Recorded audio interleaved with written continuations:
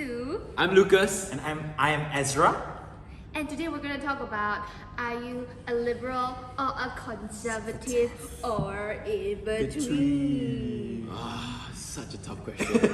Yeah, but it's such a tough broad thing also because there's a social, political, economical standpoint when it comes to this.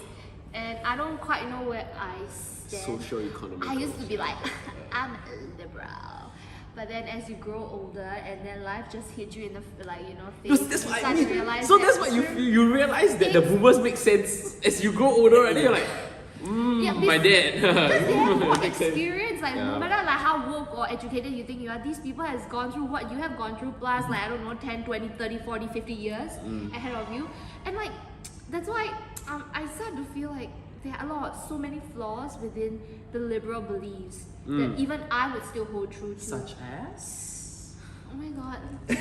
Okay, so for me is I feel like everything else that has a spectrum. I guess we should take the best from both worlds to create something. And you can technically move back Yeah. and forth. So for certain topics, I'm very, very liberal. As an art student, as a communication student, I'm very liberal. And for certain things, I find myself swaying very right. Such as One big one would be how I feel about conflict and war. So I'm very far right on that. So I'm very militaristic in my thinking. Yeah, I think the brainwashing work, and also from a boys' school. So I'm very toxic masculinity when it comes to these kind of things. I will not back down. I feel it's justifiable. Okay, so that's the very non-liberal stance, and playing with the military, feeding this patriotism, feeding this arms race is usually a very conservative. Mindset. Yeah, I'm not the defund the police. I feel Singapore has no issue with that. That's true. And I feel we should not bring these topics. That's another thing, Bring these because topics to Singapore. a lot of boomers say oh my god, this is a Western ideology, these liberals, the Singaporean liberals are bringing. Pause. We take it from the part where you say a lot of these things, a lot of boomers think it's Western. You know when the boomer says, right, you get this Singaporean I think it's the trolley. Okay, go. You know when the boomers says these young Singaporeans are bringing in Western ideology. Yeah. Sometimes I feel like yes, it is because you have to contextualize certain things in a Singapore context. Because a liberalism or this conservatism, is that what the word? It's heavily borrowed by America and America alone. Or the ones that we. Okay, but to be fair, a lot of these were Europe. So it's European, okay. French Revolution. Leftist is mostly from communist Russia, Bolshevism, Okay. Marxism. Fair enough. Socialist. So a lot of the Nordic states, they are all very welfare.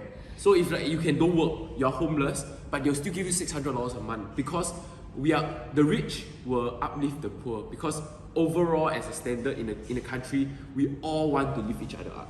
But then in the US, they are very against this because it doesn't make sense. Why should my hard work and my taxes go to feed someone that, in my opinion, is just lazy? It fits into laziness, but they don't understand that a lot of things are circumstantial. And that's why certain things I feel we need to recontext. A lot of everything has to be recontextualized into Singaporean context.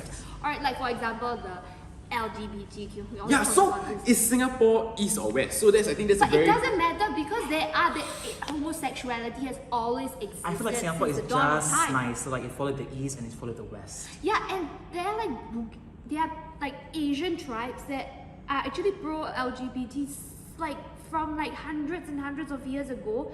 But then these conversations, we don't bring these contexts in when we talk about LGBTQ. They think this is a Western ideology because it is not. No, come on. Thailand, Philippines, they have always had the third gender. The third gender Yeah, is always exactly. there. That's what I'm talking about. No, but personally, do you think that you are conservative or liberal? I think I'm quite liberal because I'm quite open to anything and open to changes. But I feel like there are like certain topics. Open to anything. but I feel like there are certain topics that I'm still like quite conservative. Yeah, but Where will you find your conservative? oh my god, I think like okay, like on top of my head. But like I mean, like we can, I still can have like a conversation like with people about it. I think.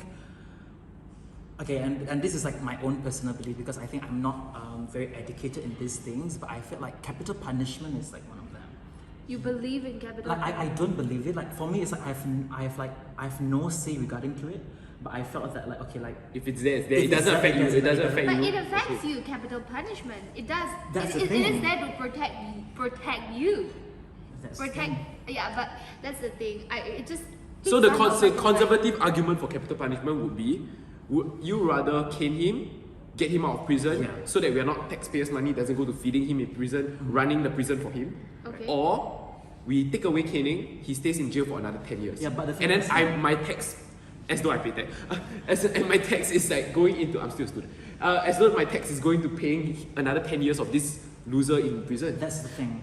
Yeah. Loser in prison, like sorry, this is I guess. It's No, but I'm which using, politics. yeah, but I'm Yeah. using the conservative mindset to think Yeah. about it, Yeah, like yeah. what the boomers are arguing. Yeah. Yeah, fair enough. But like things are really not black and white. That's what you start to realize. Like, and it's just starting to dawn upon me that a lot of liberals or like people younger folks are like, oh my god, like I'm so fucking woke. I keep saying effort. I'm so woke. This is the only way. And then you start to see that. But no, do you the realize world- with all the woke media, there's a very hard pushback on the conservative side? Sorry. Yeah, see, that's I don't know. That's why I'm just itchy.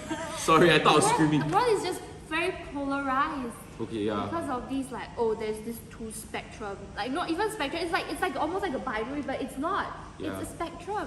So I feel the moment one side pushes its agenda, the other side will feel that they're being squeezed out, and then they will start to push even more extreme rhetoric. So it starts to become like you are either here liberal or you are conservative. There is no such thing as a middle ground. But Yeah. you can be in middle ground. Yeah. That's exactly what we're trying to explain here. Because I personally feel I'm very conservative in certain issues, but I'm very liberal about certain issues. So I think every topic and to me personally at least how I feel is every topic it's its own problem and it should be a case by case basis on how we divide it Contextualize it. into the Singapore context as well.